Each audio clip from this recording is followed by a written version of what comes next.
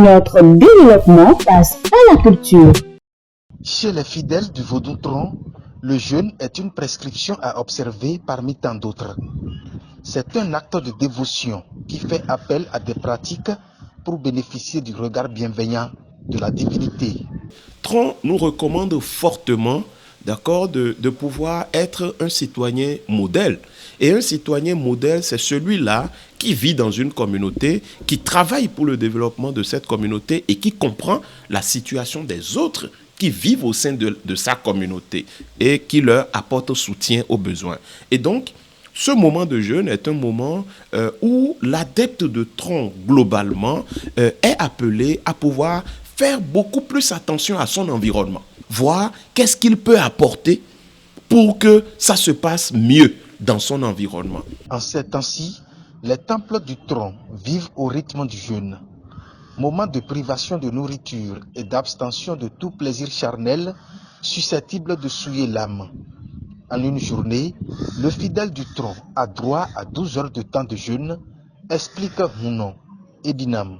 D'abord, il faut savoir que le jeûne, c'est rigoureusement 12 heures. 12 heures d'horloge.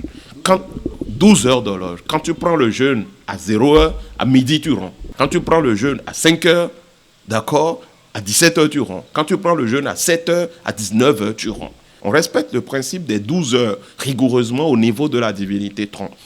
Et quand un adepte de Tron, un dignitaire de Tron, de toutes les façons, pour ce que mon père spirituel m'a indiqué, c'est avec une tranche de cola que nous prenons le jeûne. C'est avec une tranche de cola que l'adepte de Tron, le dignitaire de Tron, prend le jeûne. Et quand il prend le jeûne, avec une tranche de cola, il prend de l'eau dessus, ça fait à l'heure de la rupture. Et à l'heure de la rupture, il rompt également le jeûne avec une tranche de cola. Et après ça, il lui est permis de prendre du fruit. Maintenant, c'est selon ce que chacun veut. Après ça, il peut manger. Mais au regard de ce que, c'est-à-dire de tes intentions, d'accord, tu peux décider de te priver de beaucoup de choses. Tu peux dire, sur les 7 jours, sur les 7 premiers jours de jeûne, je ne romps que avec de la cola et à la suite, je prends que du fruit. Là, ça épuise l'organisme. Quand l'organisme est épuisé, d'accord, il y a l'esprit qui monte, qui rentre véritablement dans sa plénitude. Donc, ça, c'est relatif.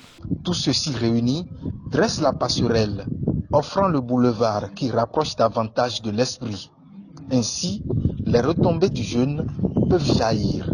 Le jeûne vous permet, d'accord, de faire souffrir la chair pour pouvoir élever l'esprit. C'est ça le principe du jeûne.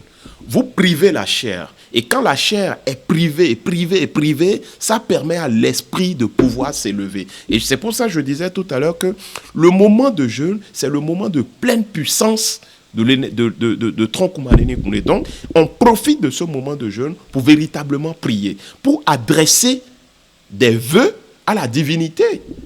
Et la divinité, comment on profite de ce moment pour pouvoir répondre beaucoup plus favorablement. Ça va très vite. Parce qu'en fait, vous vous êtes débarrassé de tout ce qui peut constituer des souillures sur votre corps, d'accord? Et vous allez en toute sainteté vers la divinité. Vous voyez quand même, vous êtes lumière, et ça dit, il y a une certaine lumière, un certain aura, parce que le jeûne, ça nettoie votre aura.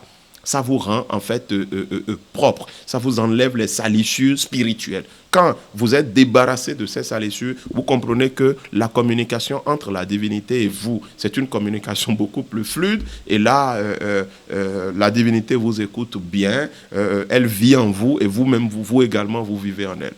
Si le jeûne garantit l'équilibre du corps humain et raffermit l'âme sur le plan spirituel, en revanche, l'individu présentant des signes de déficit sanitaire n'est pas astreint de le faire.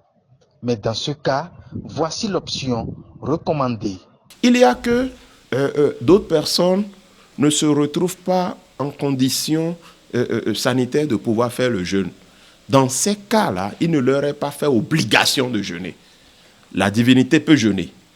Et tous les dignitaires savent comment est-ce que la divinité jeûne et comment on fait jeûner la divinité. Celui qui est un peu malade n'est pas tenu de se priver de nourriture, mais il doit respecter quand même les autres prescriptions.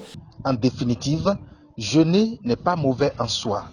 Sur le plan religieux, il nourrit spirituellement l'âme et la rapproche du Créateur.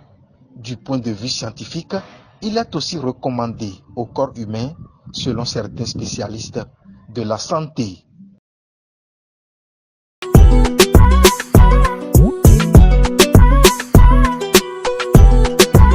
Notre développement passe à la culture.